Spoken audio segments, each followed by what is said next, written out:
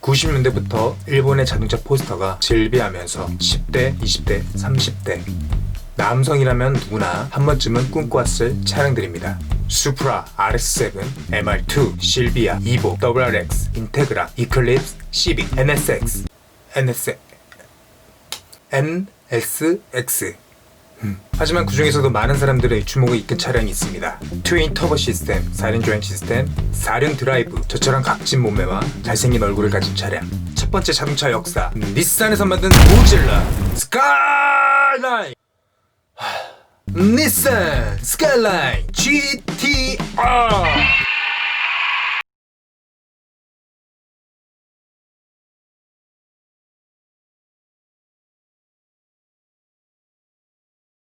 닛산 스카이라인은 닛산이 아니었습니다. 그 전에 프린스였죠. 프린스 뭘까요?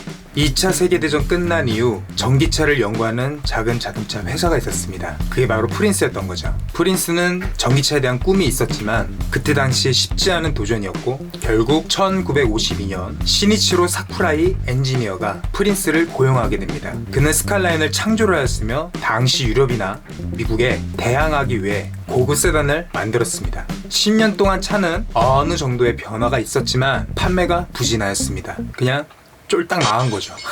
뭐 결국 1966년도에 닛산에 인수가 되어 그래서 닛산 스카이라인이 된 겁니다. 여기서 재미있는 사실은 프린스 팀과 닛산 팀은 개발 당시부터 2002년 스카이라인 R34가 나오기까지 거의 독립적으로 운영이 되었다고 합니다. 그러니까 프린스는 닛산한테 돈을 받고 닛산한테 GTR의 기술력을 건네주지 않았던 거지. 왜 그랬을까요? 이 새끼들 약간 양아치가. 아무튼 1969년도에 본인들이 원하던 차량을 만들게 됩니다. 바로 스카이라인 GTR 1세대 하코스카입니다. 2000cc의 6기통 엔진, 24밸브, 트윈캠, 트리플 사이드 드래프트 조립하여 겁나 빠른 자동차를 만들게 됩니다. 7000rpm을 사용을 하면서 160마력의 힘을 가졌죠. 조그만 자동차에 큰 엔진을 넣은 거예요. 존나 빨랐죠.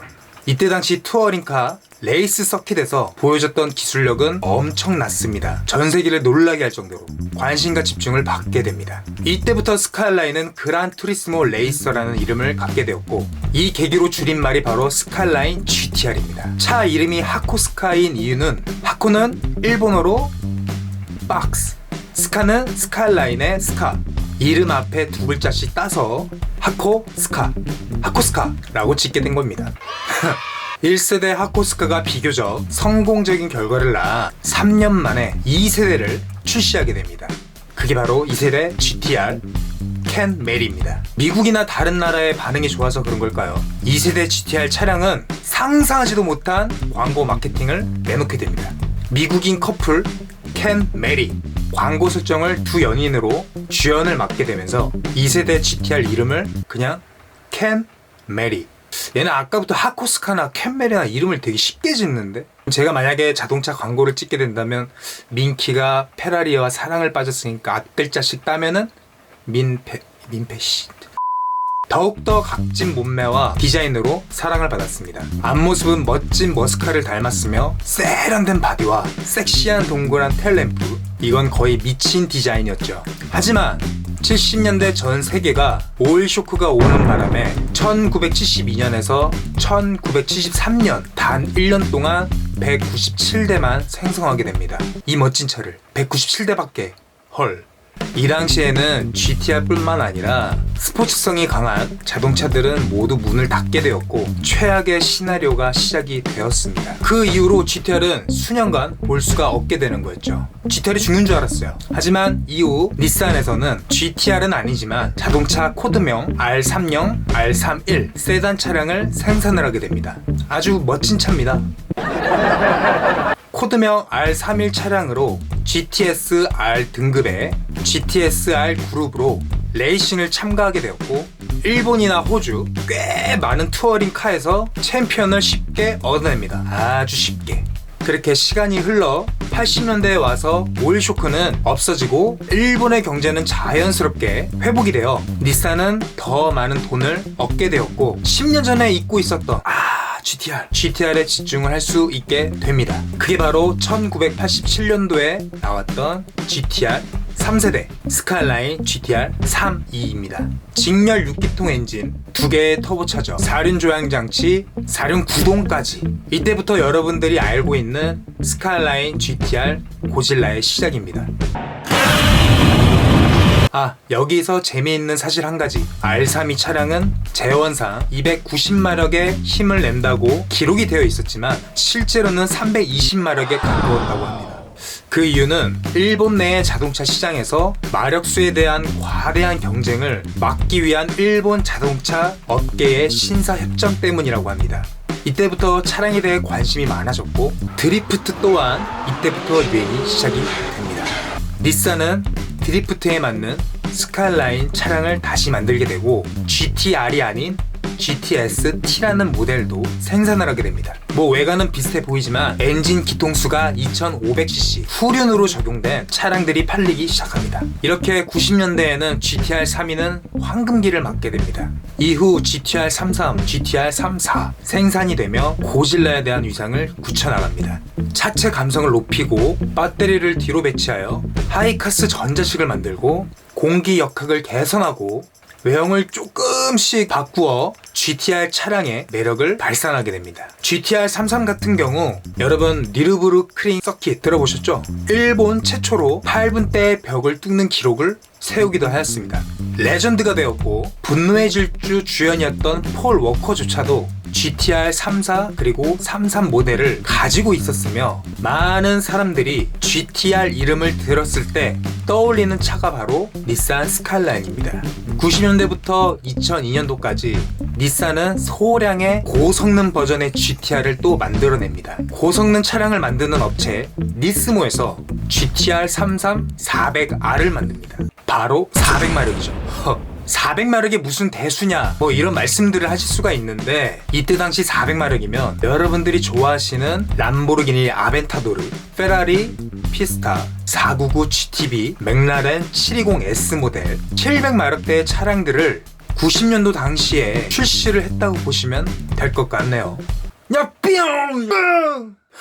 이후에 GTR 3.4는 M스펙, V스펙, V스펙2, 닐스펙, Z튠 생산하며 전 세계 사람들을 흥분을 시키게 만듭니다. 영국, 호주, 홍콩, 뉴질랜드 판매가 되었지만 GDP 1등인 나라 미국한테는 수입이 불가능했습니다. 그때 당시 미국 법상 차량 출시 이후 25년이 지나야지만 직수입이 가능했고 현재 2020년이 돼서야 스카이라인 GTR 3.2가 수입이 미국으로 가능해졌습니다. 영화 분노의 질주, 패스트 퓨리어스, 스카이라인이 출연한 이후 그 차량의 가치는 어마무시하게 올라가게 됩니다. 앞으로 5년 뒤 2025년 GTR 3.4의 차량 가격이 상당히 치솟을 것으로 예상이 됩니다.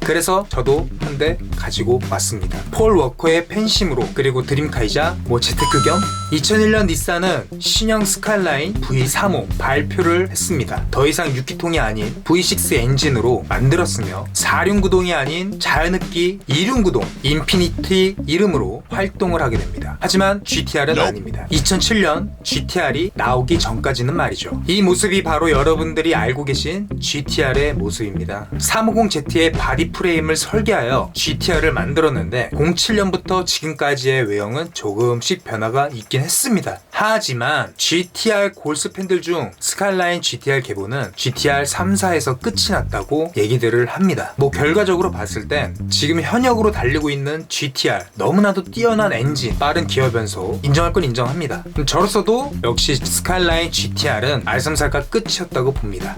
저의 매우 주관적인 생각입니다. 저도 GTR 3호 좋아합니다. GTR 짱 좋아요. 그렇습니다. 누가 봤을 땐 옛날적 구형 삼성 SM5를 닮았고 적게는 21년에서 많게는 25년 이렇게 오래된 올드카를 왜 좋아하는지 이유를 모르실 겁니다. 시국이 시국인 만큼 일본 차라는 인식으로 좋아하지 않은 분들도 분명히 계실 겁니다. 한 가지 말씀을 드리자면 분노의 질주 주연이었던 폴 워커가 스카이라인을 운전을 하지 않았으면 저 역시 이 차량을 몰랐을 겁니다. 스카이라인 GTR이 없었으면 퍼니런의 방콕 리뷰 컨텐츠 역시 없었을 겁니다. 스카이라인이 없었으면 분노의 질주 영화 1편 레온이 끌고 나왔던 노란 GTR 33이 아니라 카마로 범블비였을 것이고, 스카이라인이 없었으면 분노의 질주 2편에서 폴 워커 주연 브라이언이 다리에서 부스터를 사용하여 하늘을 나는 차가 스카이라인 GTR 34가 아니었을 것이고, 스카이라인이 없었으면 분노의 질주 3편 도쿄에서 스카이라인을 어디서든 볼 수 있기에 다른 나라에서 제작을 했을 것이고, 스카이라인이 없었으면 분노의 질주 4편에서 브라이언이 R35와 GTR 34를 가지고 개조하여 레이스 대회 나가 내비게이션과 말다툼하는 장면이 없을 뿐만 아니라 U-turn if possible.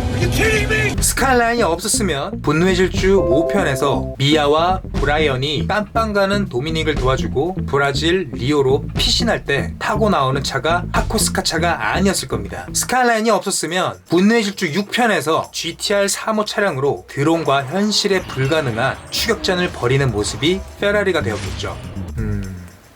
끝난 줄 알았죠. 이제 곧 개봉할 분노의 질주 9에서 한이 복귀하는데, 분노의 질주 7편에서 한의 죽음으로 도미닉과 가족들이 장례를 치르는 가운데 악당이 장례식장에 나타나 도미닉이 추격하기 전 본인 차량으로 걸어 나오는 장면 중 도미닉 뒤에 있는 차량이 GTR 32가 아니었을 수 있습니다.